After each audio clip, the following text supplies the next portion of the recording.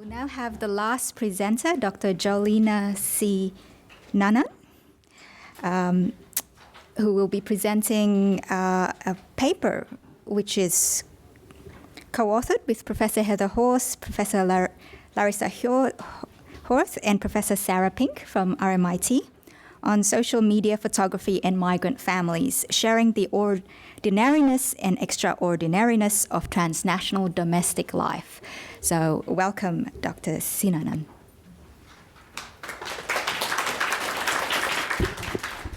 Thank you, Monika. If you wouldn't mind indulging me for the first 90 seconds, but no more, it's quite overwhelming to be on the same sort of section as Dr. Wilding and Dr. Singh, because there's a lot of dialogue going on there with my paper as well. And thank you to Kat for organising the conference. So I just want to give a tiny bit of background. I also come from anthropology and before that development studies, but my specific interest in this topic is I might as well just explain. My mother is Chinese Malaysian, my dad is Trinidadian. I was born in England, but I grew up here. So I'm an anthropologist of migration apparently. So I've done some previous work on migration in Trinidad and been privileged to collaborate with a few people in this room, especially looking at Chinese migrants in Trinidad. And this project that I'm talking about today has brought me back to doing fieldwork in Melbourne, and in particular I'll be talking about Malaysian Chinese and Singaporean Chinese migrants in Melbourne for some of it. So I just want to start by... So I just want to start by picking up one of the themes that Dr. Wilding was talking about in her presentation in terms of how do we conceptualise and theorise what social media is beyond its infrastructural, algorithmic, hardwire kind of thingness. And one of the ideas that we've come up with on a previous project, well, that I've been a part of on a previous project, is social media not as platforms but as content. And we conceptualize social media, it's partially from a material culture perspective, where social media is embedded within the relationships that it's a part of, which is why the idea of thinking about the cultural inflections of uses of social media is a big idea that I'm very attached to. So with that in mind, today I'm going to be talking about social media photography, and in the title I've emphasised intergenerational families because that was the focus of this particular research, and today I'll be talking about the migration aspect, migrant families aspect. So this is just to, do the anthropological storytelling, to take you away from the air-conditioned room and put you in the field. So this is Nancy. Nancy migrated here in 1989. She is Singaporean Chinese. Her husband is Malaysian Chinese, and they have one daughter, Jessica, who I'll talk about later. And they often argue about Nancy will call Jessica, "You're so Singaporean." Her dad will say, "Though you're so Malaysian," and then Jessica will come back with, "No, I'm actually so Brunswick." And they live in Gladstone Park, so there's lots of regional identity things going on that we could talk all about migration just within Melbourne itself. So I just want to start with a quote from Nancy. So Nancy stays at home. She has for a number of years when Jessica was born. Before that, she was working in the financial sector. And Nancy, out of many of our participants, she was just all over social media. She was an early adopter of Skype. And she spent quite a while telling us about how she actually watched Lee Kuan Yew's funeral with her family over Skype. They had her on one big screen. They had the funeral on another big screen. I was just regretful that I wasn't there to film it. So Nancy has said to us, "I'm not worried about people getting it," her phone, "because I don't do banking on it anyway, or I don't keep passwords on it, so I'm not really concerned. I'm more concerned about the photos. It's fine people looking at normal photos I would post on Facebook, so that's all right. I'm more concerned about losing my photos. So every now and then I offload and put them on my hard drive. It's more the memories, more the privacy. So I transfer onto the hard drive, a separate one. It's more for my own personal thing. You never know, like a fire or something. Because those photos are precious. If it's gone, it's gone. So part of the photos that Nancy's talking about when she's flicking through her phone and showing us, she has oodles and oodles of gardening photos and cooking photos. So these are everyday sorts of snapshots. I was expecting kind of, very intimate family moments, I don't know, the beach or Phillip Island or family trips and things like that. But there were endless photos of her gardening and her cooking within the home. And so I asked her about some of those, and she said, because in Singapore, they don't have much lands to grow things. So I love gardening, so I take all kinds of photos like plants and things like that. And I show them fruits, that's fruiting. And I should note, when we were talking about this, we were sort of having lovely fieldwork eye contact, but she was still going through the phone like this. And from the corner of my eye, I could just see these thousands of plant photos. So we have John Klang again. John Klang has been an invisible sort of presence throughout our symposium today.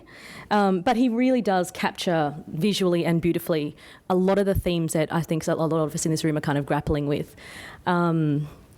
And I have something in common with Brenda. I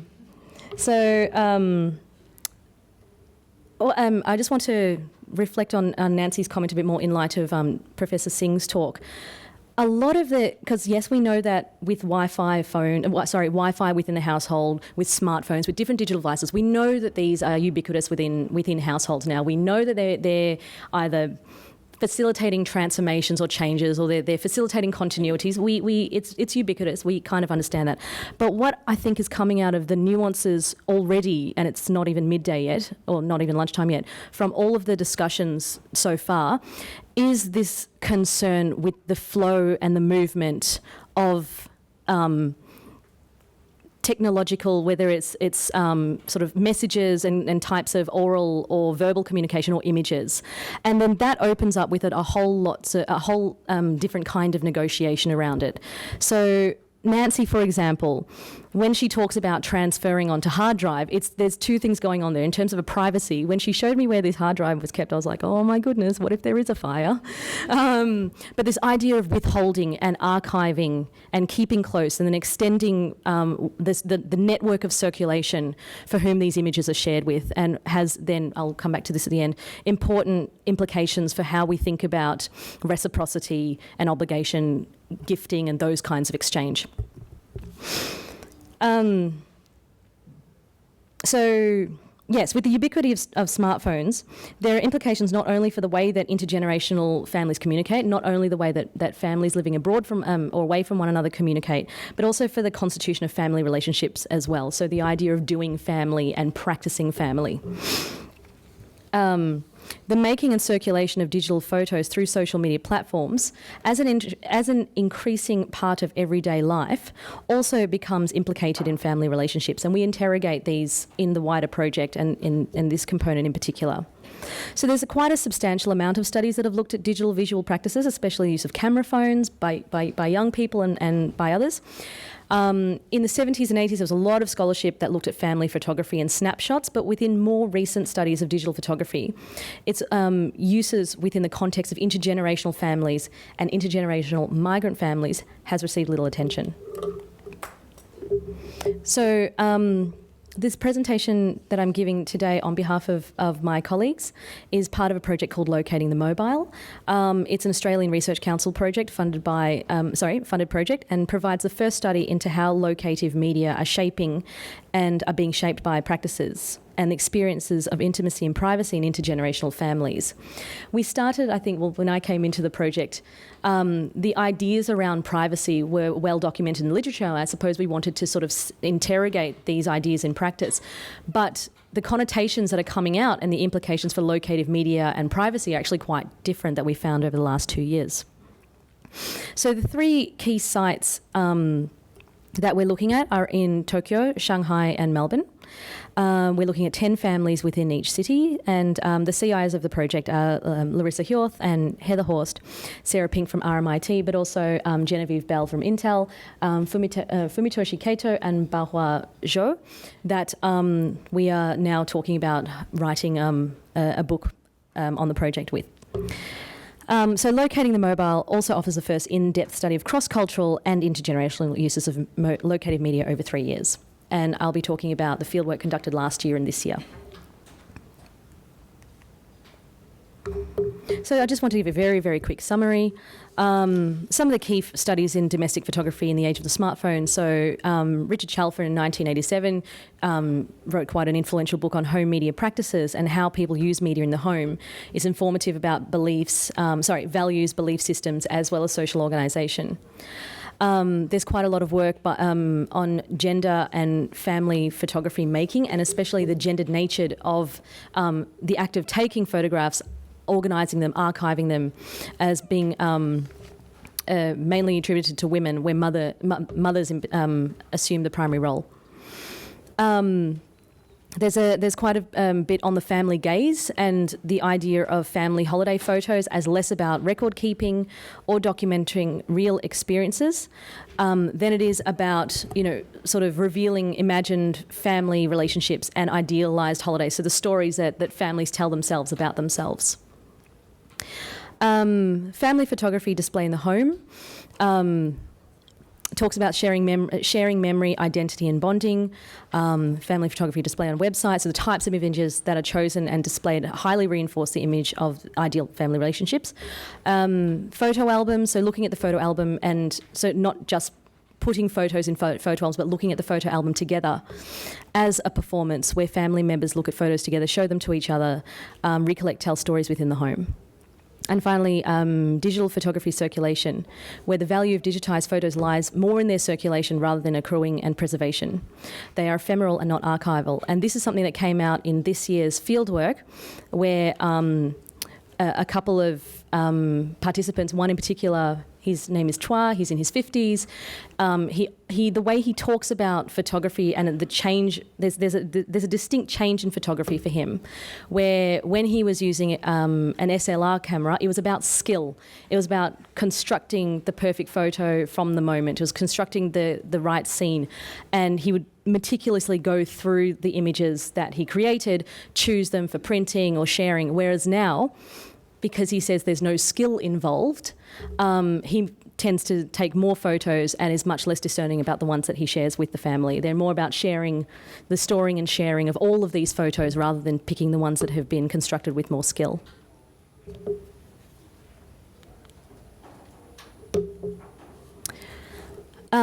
Again, the literature and digital visual communication. So with the networked image, more personal photos today are destined to never appear on paper. They're shared but in different modes. And as communicative objects, Villy likens the exchange of photos over instant messaging to visual chit-chat and visual small talk and pictorial conversation. So again, how images constitute communication and the implications that come from that frequency and the content of that communication themselves.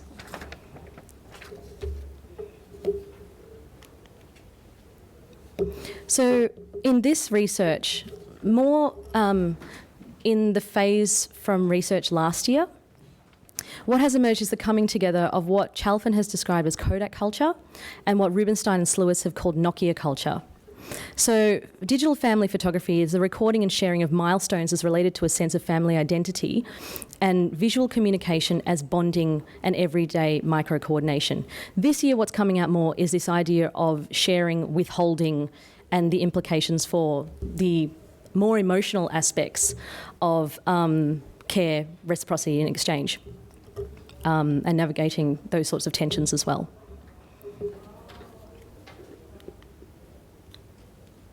So this is one example. This is a counter-example. So Damien grew up in Melbourne. His family grew up in Melbourne, but his brother is part of what I suppose we would call migrant family. So his wife is Malaysian Chinese. And so I just wanted to sort of draw a bit of a comparison with some of the things that we talked about with Nancy at the start, with images on display and images that are shared, sort of through more dyadic communication. So for Damien, photos shared on Facebook are an extension of the family album. they reinforce and remind of a shared sense of identity and for memory and recollection. Damien reminisces about, the children sort of going through the phones and talking about them together in the way that we would think about the family album sort of being looked at.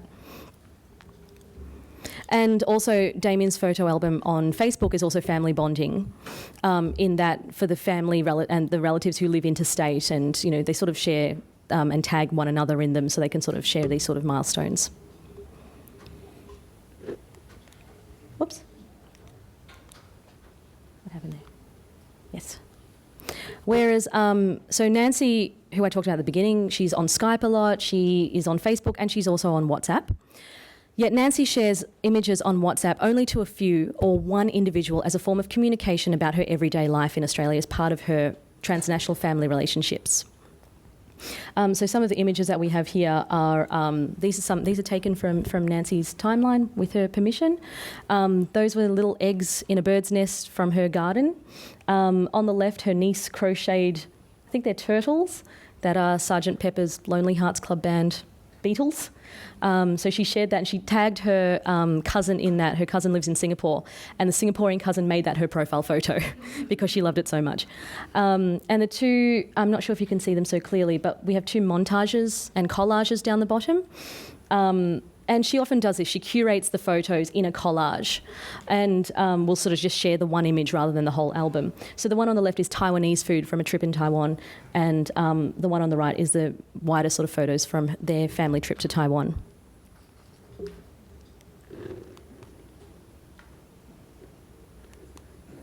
So this is an example. Thank you. This is an example of how not to anonymise images. I've just used the blur tool on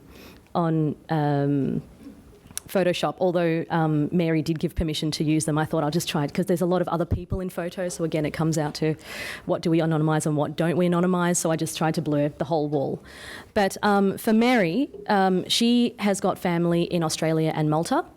She doesn't post many photos to Facebook, and when she does, they're family outings, holidays or events. But she has thousands of photos printed from film cameras and from her phone. So this gallery is in the hallway that connects her family bedrooms, and she's printed all of them out. So I think I have to speed very quickly through. So these are the examples of micro-coordination. So Christopher, who is Damien's brother, the way that he uses family photography to coordinate everyday life is more about his wife will send him photos of shopping lists or particular things that she wants him to pick up from the shops. And similarly to Mike, Mike, rather than everyday sort of grocery lists and particular sort of supermarket items, if he is out without his wife Dina, if they're in Bunnings or they want to think about their bathroom or new taps or sort of things that are a bit more important than the everyday groceries, they will often exchange photos over the phone, whether Dina will look it up on Amazon and sort of say, I'm looking more for this one, and Mike will say, well, this is what I'm looking at, and he'll just get a yes or a no in return. And he complies. So in both of these examples, there's a bit of a shopping and the exchange of images as shopping as part of the gender division of labour at home. And the ability to check through sending photos assists and reassures in coordinating these very mundane activities. So I just want to... Oh, there's so much more I want to talk about with migration. Oh, well, please come to the dinner. I will just finish with this. I already talked a bit about the archiving and exchange, but this important point about, I'll finish just on this point, that with the types of communication that happen through the sort of shifts in technologies through migration, where there's previously the sending of gifts and letters, and the more frequency of contact through social media, it's creating and what Baldassar talks about as the consequences that is one of the consequences is the increased obligation and expectation for more ritual exchange around significant life events, but also for more visits. So one of the ways that some of our participants talked about navigating these obligations is withholding. So they often framed it in the language of not showing off or not wanting to elevate themselves above others, both to their families here, but also to their families abroad. And that's something that we would like to, that I would like to interrogate further. So I will just finish off with another lovely image from John Klang. So the uses of digital images as part of family photography now plays a part in doing some of the work and practice of the family, both in terms of micro coordination and phatic communication, but also more extraordinary sharing transnational domestic life. And I really hope that you've enjoyed my presentation and that there'll be plenty to talk about. Any feedback and comments would be most appreciated. Thank you.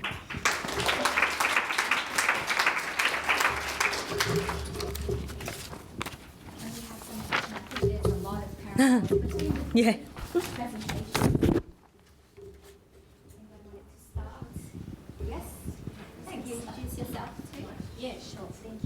Hi, I'm Fran Martin from the University of Melbourne. Thanks for a fantastic paper, Jolynna, as ever, on that project. I wanted to just pick up on that final point because I've got this note. I want to know more about this withholding thing, and I was waiting to see how you're going to interpret it. So you've this sense that, you know, people have photos that they don't share, and obviously doing interviews and ethnographic participant observation is a great way of seeing, you know, that happens, that there's all this material that isn't shared. So I wondered if are there ever any other reasons that people give for not posting apart from, I mean, I'm interested also to hear more about that reason you cited, this sort of sense of not showing off, which hadn't ever occurred to me as like a thing you might do on social media, not show off. But I'm just aware in my own work of people sometimes having, for example, differential sharing patterns, like you might share particular photos, you know, of you doing something or other on a network where you're connected with a lot of friends, and you wouldn't share that on the network where your parents are also connected, for example. This is with young people who maybe have got romantic partners or are partying or something, and they'll show that on Facebook, but not on, in my case, you know, transnational networks that are more likely to involve family members. So that's sort of differential withholding. I'm just kind of interested to hear you reflect more on it. And thank you very much for picking that up, Fran, because that was what I had to skip. So I'll answer by giving two illustrations. So the first one was Jessica, who I said I would talk about and didn't. So Nancy's daughter, Jessica, is 17. She's just started university, and she seems to be the typical age group of where teenagers, especially teenage girls, I shouldn't generalise, but I just did, in terms of, and she did discuss this in terms of her friends, the showing too much and too much sort of information, you know, selfies, styles, all that kind of thing. And even though I haven't analysed it further, I think it's also, this might be a very awkward, blocky, categorical way to think about it, but I think it's actually linked to what Professor Singh was talking about in her presentation. In terms of Jessica has got this sort of, she's got kind of a few influences in the way that public self-presentation is appropriate for her. So on the one hand, when she does show photos of herself, they're very self-deprecating. And I think that, I haven't had a chance to talk about this to her closely, but given that she answered with, I'm Brunswick, there might be something in that. She tends to show self-deprecation, so when she's sort of looking sort of sloppy or making a funny face, but when she goes on family holidays to LA or to the Maldives, she won't circulate those images, even though she will talk about those instances and show her friends those images on her phone in person. So I think there's a bit of a kind of, this is okay to show. It's that sort of thing is, to an extent, maybe I'm reading too much into it, I should talk to Jessica more. But she definitely has a sort of sense of, she's very class conscious and lifestyle conscious. She's the same with Instagram. She's got more followers on Instagram, but she will very rarely post things that look sort of too done up or glamorous or showing off. So that would be the short answer, and I hope that addresses some of your question. Okay.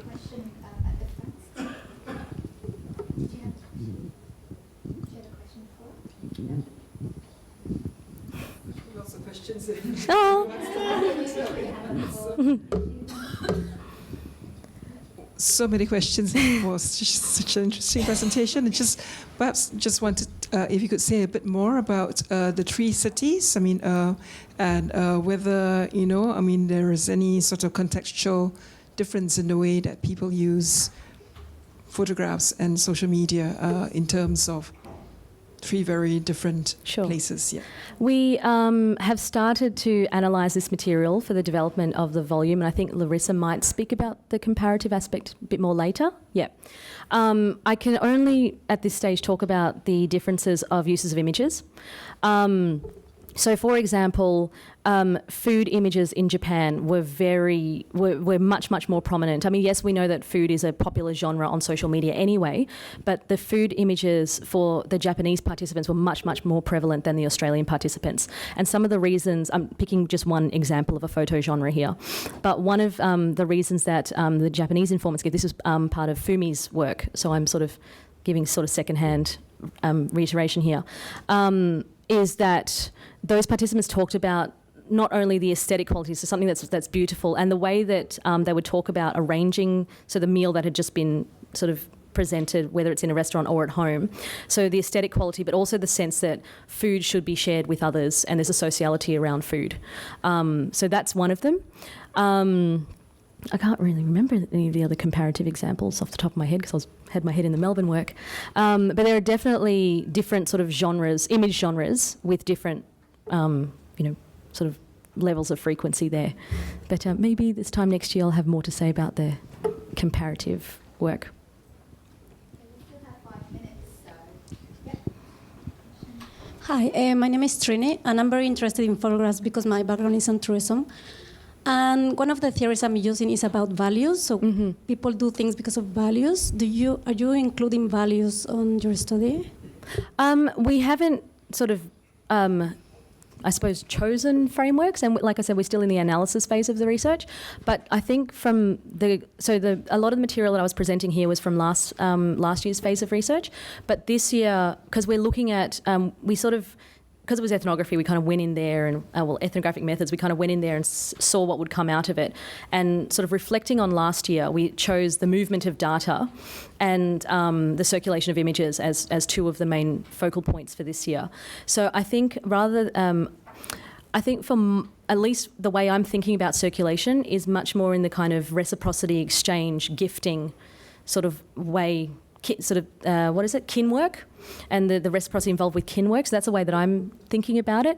But I think the sort of values laden and the differences within values that are brought to it, I think that's going to come into it too. Yeah. Thank you. I really enjoyed that. I'm wondering, as I was listening to you speak, I was thinking, wow, we're hearing a lot of stories about people who are very skilled in using social media, feel very comfortable. I'm wondering if you had any stories of awkwardness, inadequacy, people who struggle to learn the rules of social media and how they negotiate that, and what that might do to relationships as well. So the example that comes to mind is the Menon family. So Esther is Malaysian Chinese and her husband Patrick is from India. And Patrick is significantly older than Esther. And when we did the visits, we tried to interview people separately and together, but Esther and Patrick were interviewed together.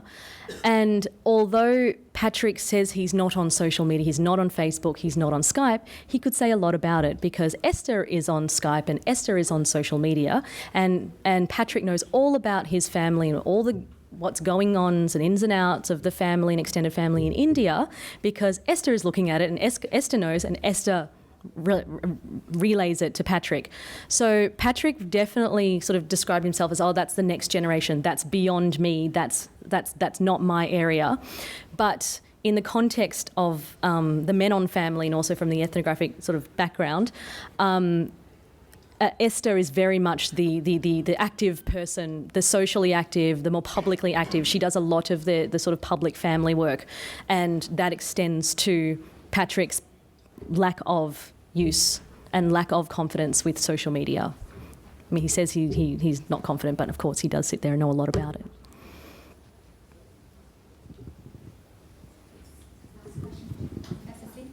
Thank you. Thank you very, very much. I've been very impressed with how WhatsApp is changing communication. And I guess it's not so much here, but in India and Malaysia. And it's being used it sort of blurs the boundaries between transnational and national because people within India use it a lot. And then they, of course, make you part of the group. And whether you're within or without doesn't seem to make any difference. And it's used, I wondered whether you had found that it changed it. Because I was very surprised that your participant sends it to one person at a time. Yeah. Okay. I use it for my son in Malaysia and my son in Melbourne. If I want to tell them something together, I also use it independently. Yep. So thank you very much for that question, Professor Singh. So this is Lily sitting up the top there.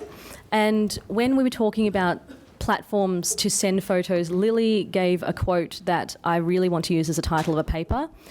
WhatsApp must be an Asian thing. And indeed, in looking at the participants and the demographics of the participants, there was definitely much more of a prevalence of uses of WhatsApp within the migrant families, as opposed to, the sort of Australian families who grew up in here, except for one couple who are both Australian and Australian. But her brother introduced her to WhatsApp, and her brother is living in Malaysia. So WhatsApp was much more of a... so in last year's phase of the research, where the quote and the story from Nancy came from, Nancy received but enough negative feedback to kind of go, I'm going to stop circulating these images on Facebook because it's getting why is this on my newsfeed? Why are you tagging me in this? So she created, she participated more in her WhatsApp group with her cousins in Singapore, because she knew that they would be, just that closed group would be more interested in the plants and the food and things like that. And she sent those photos to them. And similarly, Lily and her mother also exchanged photos of recipes. Sorry, her friend exchanges photos of recipes. And that's a mother's group, so from their church group. So WhatsApp has definitely sort of changed the way that people think about display. And then I think it is back to this obligations that come with frequency of communication, that there's a refiguring of what that closed group means. That to me it defies the way that we think about audience and that sort of thing. But WhatsApp groups they came up a lot with particularly the Malaysian Chinese participants, to the point of WhatsApp conversations drain batteries because of the amount of pings received through the day, and draining data because of the amount of photos. And these photos, they're quite extraordinary. They're everything from memes about friendship and relationships, so the sentimentality and the performative sentimentality that Dr. Wilding was talking about, as well as, I found these old photos of us, scan it or take a screenshot and send it. So Esther, who I was talking about before, she's got pages of WhatsApp messages of one friend saying, this is a photo of us from high school, and then a whole lot of students going, yes, I found all these, and then her whole phone is full of these archives. Thank you very much.